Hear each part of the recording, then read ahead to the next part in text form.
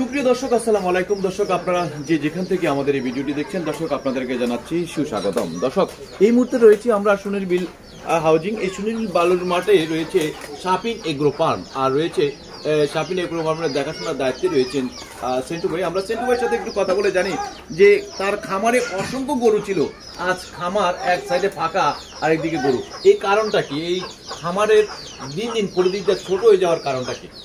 আসসালামু আলাইকুম। ওয়ালাইকুম আসসালাম। ভাই কেমন আছেন? ভাই আলহামদুলিল্লাহ, আমি আছি ভালো, কিন্তু আমার খামার ভালো না। খামার ভালো না, কারণটা কি? আপনি ভালো, খামার ভালো না থাকলে আপনি ভালো থাকবেন কি করে?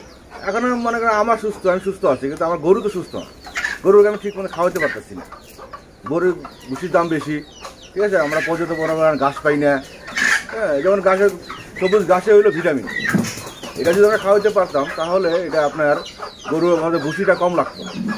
এখন এই যে বিভিন্ন হাউজিং হইয়া, ঠিক আছে, এই যে বড় করে ফেলেছে, আমাদের এখন পর্যন্ত করে ঘাস খাওয়াতে পারি না। এখন আমাদের চলতে হয় ভুসির উপরে। এখন ভুসি আগে যেমন আমি 2 বছর আগে যেমন ভুসি আমি খাওয়াইছি 12 টাকা 13 টাকা কেজি, সেই ভুসি এখন 60 টাকা কেজি। তো 60 টাকা কেজি হইলে আমি কীভাবে এখন গরু খাওয়াবো? এখন একটা গরুকে প্রতিদিন খাওয়াতে হয় 500 টাকা ভুসি, কিন্তু অথচ আমি দুধ পাইতেছি 200 টাকা।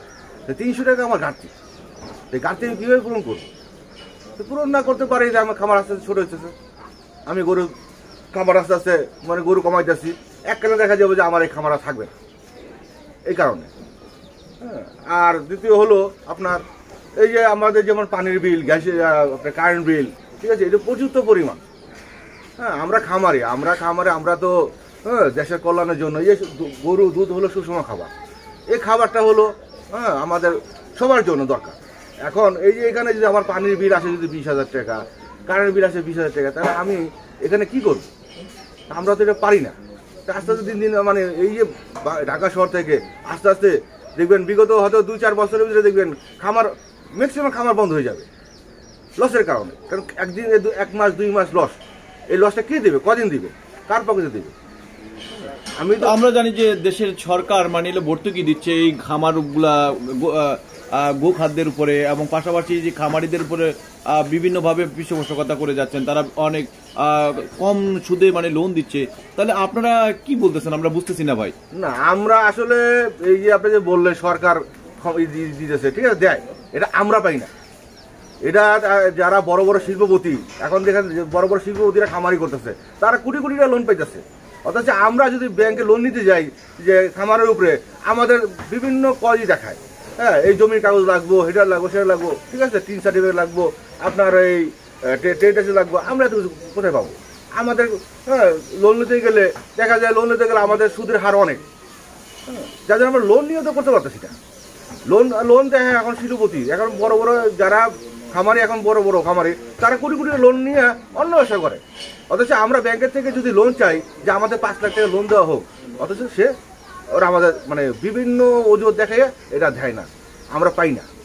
আপনারা পান না? না, আমরা পাই না। আপনি বলতেছেন খাবারের দাম বেশি, আসলে কতটুকু দাম বেশি একটু বলবেন? খাবারের দাম যেমন আমি বললাম যে আমি আরো 2 বছর আগে যখন আপনার খাওয়াইছি, হ্যাঁ, সব মিলে আমার কষ্ট পড়তো কেজি প্রতি 12 টাকা, ভুসি কুড়া, ঠিক আছে, আপনার খৈল এইসব। আর এখন বর্তমানে এইসব নিয়ে আমার বলতেছে প্রায় 65 টাকা মতো, হ্যাঁ, সব কিছু মিলাইয়া। এই যে 65, যদি আমি কোথায় 12 টাকা, কোথায় 65 টাকা, আর আমি দুধ বিক্রি করতেছি 75 টাকা, তো 15 টাকা আমার লাভ। তো 15 টাকা লাভে যদি হয়, তাহলে আমি আমার নিজের সংসার আছে, আমার খামারের কর্মচারী আছে, এত বেতন কোথাতে দেবো? এত বেতন আমি দিতে পারতেছি না।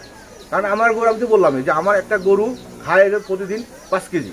তো 5 কেজি খোল যদি লাগে, ভুসি লাগে, তাহলে ওর আসে হইলো আপনার 300 টাকা। ও যদি অর্থ দুধ পাইতেছি আপনার 200 টাকা, তা আমার লস। একটা গরুকে কমসে কম ম্যাক্সিমাম 8 কেজি ভুসি খাওয়াতে হয়, ঠিক আছে। এখন তাহলে আমার গরুটা ঠিক থাকবে, দুধ পাবো। এখন আমি এখানে আর খাওয়াচ্ছি 3 কেজি, তা আমার দুধ কমে গেছে। তার মানে কি আপনি এই গরুগুলাকে তাহলে কষ্ট দিচ্ছেন? অবশ্যই। এই বোবরা প্রাণীকে কষ্ট দিচ্ছেন? অবশ্যই দিতেছি। কেন কষ্ট দিবেন আপনি? কি করবো? আমি পাবো কোথা থেকে?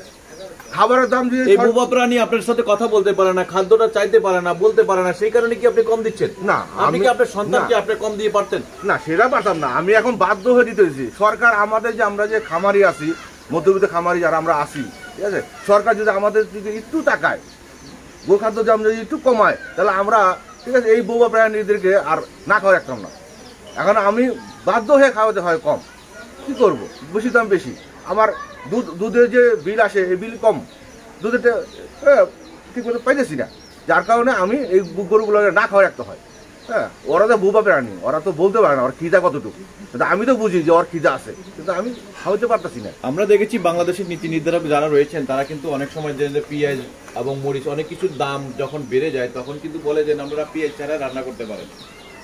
আমাদের মাননীয় প্রধানমন্ত্রী কিন্তু এই কথাটা বলেছেন। প্রধানমন্ত্রী আপনারা কি এই গো খাদ্যের বিষয়টা কি আপনাকে সাইলেজে নিয়ে যেতে পারেন না? সাইলেসে আসলে নিয়ে যেতে পারি, কিন্তু সাইলেস দেখেন আমাদের সাইলেস আনতে হইব বাড়ি থেকে কিনা, আমাদের কিন্তু জমি নাই, নিজস্ব জমি নাই যে আমরা সাইলেস তৈরি করবো। সাইলেস আমাদের বাড়ি থেকে কিনে আনতে হবে, কিনে আনতে গেলে এখন আপনার সাইলেস আমাদের বাড়ি থেকে কিনে আনলাম, কিনে আনার পর দেখা যায় আমার এক বস্তা কিন্তু আমার এনে পোষাবে না, আমাকে এখানে আনতে হইব এক গাড়িতে মানে 100 বস্তা, 100 বস্তা সাইলেস অনেক টাকা, এই টাকাটা আমি কোথায় পাবো? কিন্তু আপনি তো এখন মানে যে খোল খাওয়াচ্ছেন মানে 60-65 টাকা দামে, কিন্তু সাইলেজ তো পাচ্ছেন আপনি 25 টাকা 22 টাকা দামে, 25 টাকা 22 টাকা পাইতাম, কিন্তু ওই সাইলেসটা তো আনতে হবে আমার 90 টাকাটা কিনে। আর ভুসির দোকান, ভুসি যে আমি খাওয়াইতেছি এই দোকান থেকে আমাকে কিছু বাকি দেয়, আমি মাস শেষ হইলে হ্যাঁ দেখা যায় তার বিল পরিশোধ করি। হ্যাঁ, কিন্তু সাইলেস আনতে যদি আমি আনতে যাই তো তখন তো আমার ওই আপনার বাকি দিবে না, প্রথম বাকি টাকা কি দেওয়া লাগে না ভাই? বাকি টাকা দেওয়া লাগে, কিন্তু আমি ভুসি যে আস্তে আস্তে দিতেছি, কিন্তু ওখানে তো আমরা আস্তে আস্তে মানবে না, কারণ তারা বাইরে থেকে ঢাকার বাইরে থেকে আনতে হবে এই সাইলেসগুলো যদি আমি বাইরে থেকে আনি তাহলে আমার আনতেও গাড়ি ভাড়া আছে, গাড়ি ভাড়া কস্টিং দিয়ে আমার অনেক টাকা মানে ই করবো, তার জন্য বেশি করে আনতে হবে, বেশি করে আনলে আমার খরচ কম পড়বে, কিন্তু আমি তো পারতেছি না আনতে। এখন আমি যদি 1 লাখ টাকার সাইলেস আনি কিন্তু তাহলে আমার পোষাবে, কিন্তু আমি তো 1 লাখ টাকা সাইলেস আনতে পারতেছি না, কারণ এই মুহূর্তে আমাদের মানে গরুর যে অবস্থা আমাদের, হ্যাঁ দুধের যে বিল আমরা এই টাকাটা জোগাড় করতে পারতেছি না। আমরা যদি লোন দিতে চাই, লোন আমাদের দেয় না, লোন দিতে তাদের কষ্ট না। প্রকৃতি বললে মানে ব্যাংকিং ইন্ডাস্ট্রিতে মানে যদি লোন নিতে যান আপনি কৃষি পণ্য, সেই সুবাদে তো সুদ তো একেবারেই কম না, আমাদের জন্য দাদা না, আমাদের জন্য এটা আমাদের মধ্যবিত্ত খামারের জন্য এটা তারই না। আমরা ব্যাংক থেকে আসলে যে কৃষি ব্যাংক, যেমন কৃষি ব্যাংক থেকে আমরা লোন পাই না, আমরা লোন নিতে হয় কোন জায়গায়, ব্র্যাক থেকে, এনজিও থেকে লোন নিতে গেলে আপনার মানে লাভ, ওরা সুদ যে পরিমাণ সুদ নেয়, এই সুদ নিয়ে আমরা মানে মাসিক কিস্তি দেওয়ার আগে তো তারা আইসা হাজির হয়ে যায়, আপনি যাবেন ব্যাংকে টাকা জমা দিতে, আপনারা তারা কিন্তু আইসা নিজেরাই টাকা নিয়ে যাওয়ার জন্য, তারা নিজেদের আইসা বসে থাকে। আচ্ছা, আমরা যতটুকু জানি আপনি বলছেন যে বিভিন্ন খোলের দামটা অনেকটা বেশি, সেই সুবাদে আমরা কি একজন কোনো ব্যবসায়ীর সাথে একটু কথা বলতে পারি কিনা? আপনাদের কাছে এমন কোনো ব্যক্তি রয়েছে যেই দোকান থেকে আপনারা কুড়া বুসি এগুলা নিয়ে আসেন, খোলগুলা নিয়ে আসেন? হ্যাঁ, তা তো হ্যাঁ পারবেন, কারণ আমার এখানে আপনার এই যে এই মাত্র আসছে, ঠিক আছে, আমি যে দোকান থেকে খৈল আনি, ভুসি আনি, ঠিক আছে, হ্যাঁ আমার যে চাচা হয়, হ্যাঁ উনি এখানে আসে, ওনার সাথে কথা বলতে পারেন। মানে উনি আসছে কি কারণে আসছে? উনি আসছে আমার এখানে ওই যে আমার কাছে টাকা পাবে, ভুসির টাকা, খোলের টাকা পাবে, ঠিক আছে, এই টাকা নিতে। হ্যাঁ, এখন তার সাথে কথা বলে দেখেন, তার মানে হলো এই ভাই নাকি? হ্যাঁ, এখানে তো এখন আপনার দুধটা বিক্রি হয় নাই, দুধ বিক্রি হয় নাই, আমার তো বুঝি বললাম এখন কাস্টমার না কারণে আমি দুধ বিক্রি করতে পারি না, দুধ বিক্রি করবে না। কারণ হলো আপনার এখন যেমন আগে যেমন আমরা ছোটবেলায় দেখি, আমারটা দেখাই, আমি অন্য দেখাবো না, ছোটবেলায় আমরা গরুর দুধ খাইছি, হ্যাঁ গরুর দুধ খাইছি, গরুর দুধের যে সর খাইতাম, ঠিক আছে।